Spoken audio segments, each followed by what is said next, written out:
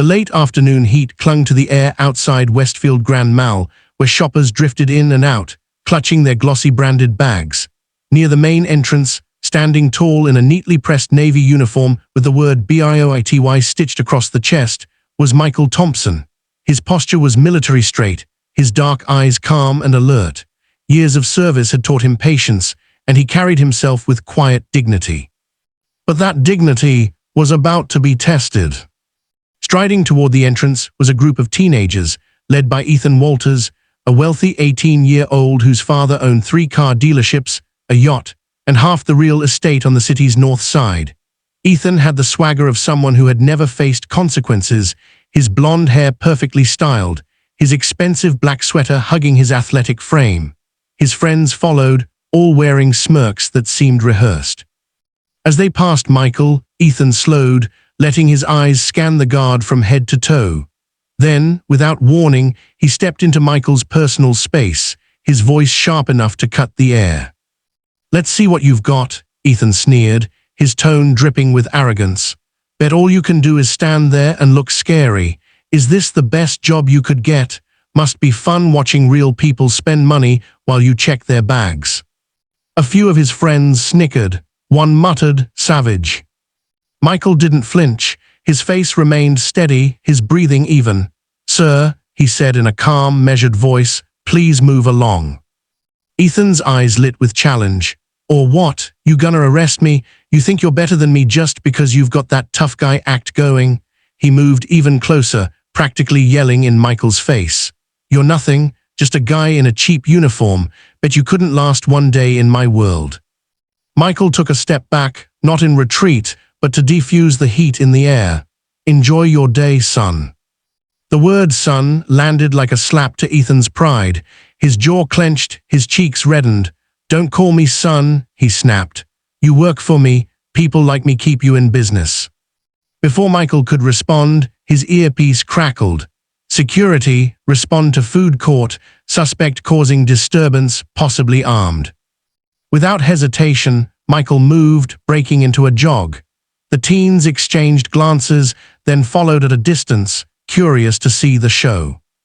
The food court was chaos.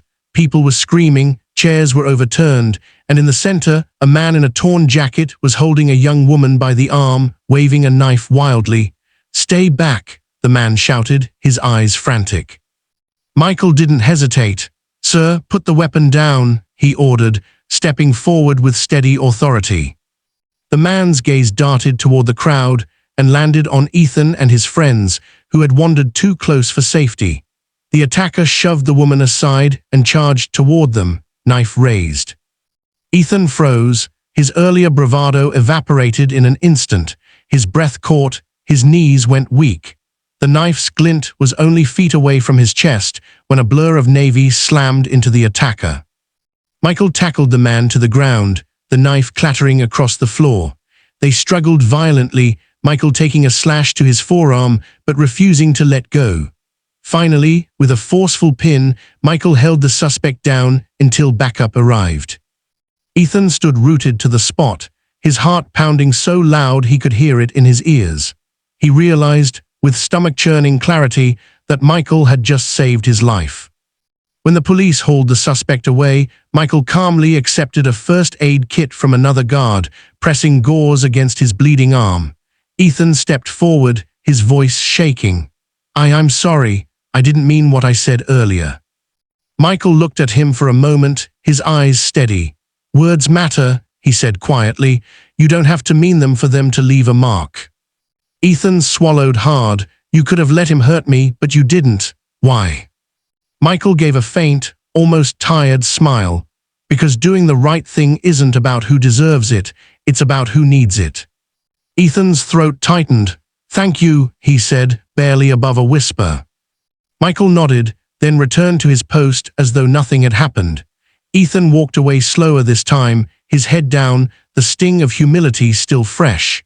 That night, as he lay in bed, the scene replayed over and over in his mind, his insults, Michael's calm, the knife, the rescue. For the first time in his life, Ethan understood that respect isn't earned with money, style, or status. It's earned through courage, integrity, and the willingness to protect others even when they don't deserve it. And from that day forward, every time Ethan saw a security guard, a janitor, or anyone in a uniform, he remembered the man who stood silently in the face of mockery and risked his life for him moments later. Because sometimes the people we look down on are the ones who stand the tallest when it matters most.